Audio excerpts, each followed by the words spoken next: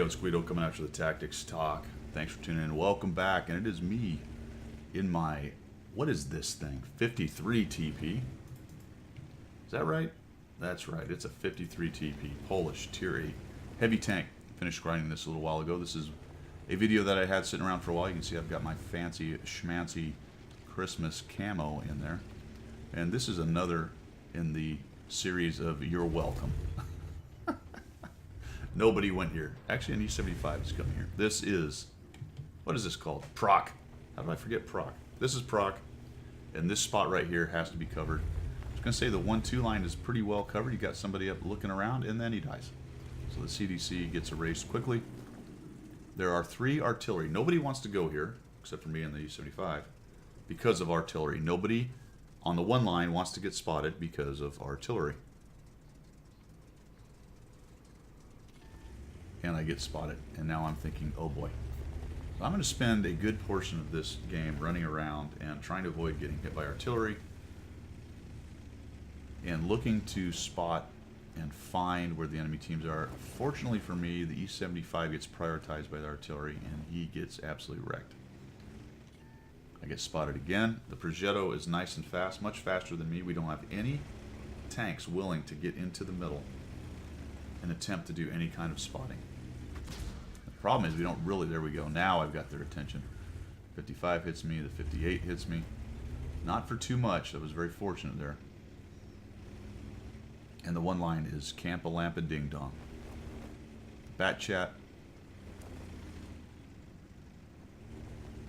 Do we have a Bat Chat? What is that thing? Must be the 907, is up on the side there. Up on the hill. That's really our only option of getting any kind of spotting, is if that 907 would get up into the middle here and start working the middle. But he's not going to do that. He's up on the hill. And it's left to someone like me in a relatively slow heavy to get to do the spotting in the middle of Proc. We got 3 of them. That's not bad. Still stunned. Trying to get this big lump of metal turned around.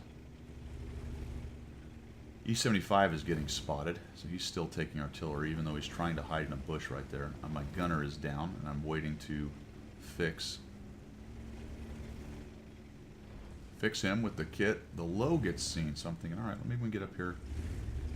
No, never mind. I don't want to get spotted. They got him. Surely they'll kill him, right? Nope. There he goes. T-34 got him with a blind shot. Actually, that's not. That's our T-34. Dadgummit. There you go. Now the WZ got him with a blind shot. And we got a T-34 moving in. So T-34 is looking. Unfortunately, I'm not looking at him. I didn't realize he was moving. He's getting into that. That's where I noticed him finally. He's getting up into that bowl. And that's actually a place I can defend and fight. I'm going to let him sit there for just a minute. See if I can come over here and get some shots on the guys that are sitting up on the hill. Because finally, the guys on the hill are doing a little bit of something. We're getting ahead. We're 4-2. Maybe I can get a shot in the side of the Type 4. 100.01 spots me, unfortunately, and now I've got to bail out. And again, I'm expecting at any moment for artillery to come raining down. The good news is that I wasn't seen for a while. So that's one of the tricks to the trade there. If you would like artillery to stop shooting you, disappear for a while, they will often get bored and go shoot somebody else. The Bat Chat moving in now. T-34 died, so that's alright. Now we've got the Bat Chat trolling around in here, so I'm going to move back over this way. See if I can't help them take this guy down. Very surprised that he kind of moved up like that, but he did. And a rushed shot, just a bad shot on my part. If I'd have been a little more careful, we'd have killed that guy much earlier. And he gets away.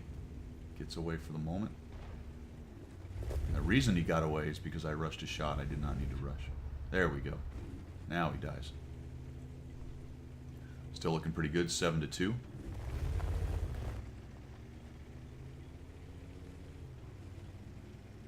And now I've got to come back this way. See, the E75 is afraid. He doesn't want to die. He's only got 400 hit points. He hasn't moved from that bush. He's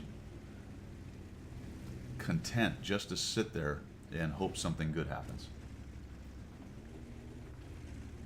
Not me, though. That's not how I want to play. I'm going to keep moving around. Let's see if we can get a shot. Right now I'm only sitting at 300 damage. Got the Type 4 up there. Let's see. Can we get a shot into the side of the top Type 4? No. Yes. But no, we can't pin. That's very disappointing. Maybe I'll get this kill. How about this? There we go. All 16 hit points of that guy. And things are looking very good indeed. Now, did I win this game by raging forward and doing more damage than anyone? The greatest damage game known to man? No. But I anchored that middle spot, and somebody's got to do something there. You notice that the Progetto and whoever else was trolling around in the middle there for a while, we're lighting our guys up quite well. And without me there moving around a little bit and keeping them honest, it could have gone much worse. We were just very passive.